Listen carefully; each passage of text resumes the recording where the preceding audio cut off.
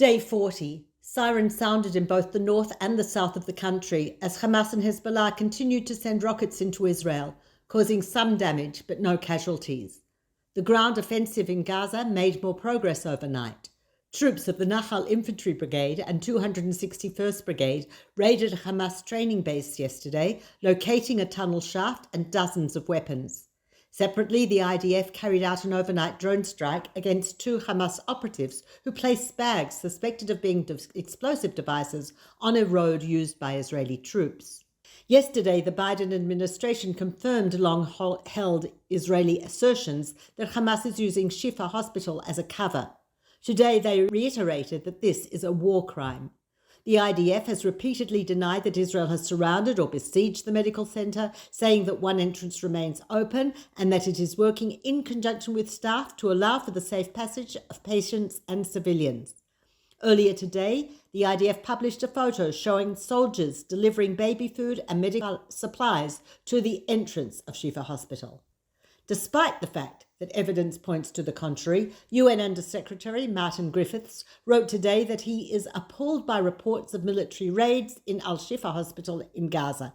In the same vein, the International Committee of the Red Cross, which has done nothing to aid Israeli hostages, said in a statement, "We are extremely concerned about the impact on sick and wounded people, medical staff and civilians."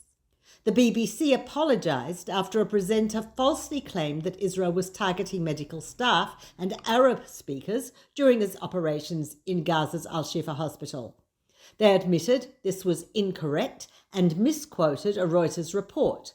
What we should have said is that the IDF forces included medical staff and Arabic speakers for this operation. We apologise for this error, which fell beyond our usual editorial standards. The corrected version of events was broadcast minutes later. However, the apology was only heard once. Opposition leader Yair Lapid denounced Turkish President Erdogan after the latter said that Israel is a terrorist state. Lapid wrote, "We won't take lessons in morality from President Erdogan, a man with an appalling human rights record. Israel is defending itself against brutal terrorists from Hamas, ISIS, some of whom have been allowed to operate under Erdogan's roof."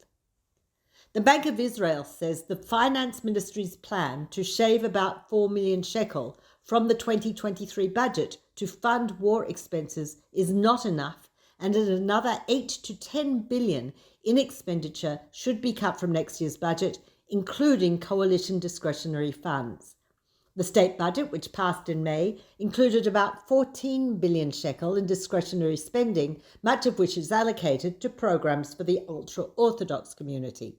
Finance Minister Smotrich's decision to divert only part of the sum to the war effort has come under attack by opposition leaders, particularly Benny Gantz, who issued a statement today that all of the coalition money should go to the war effort.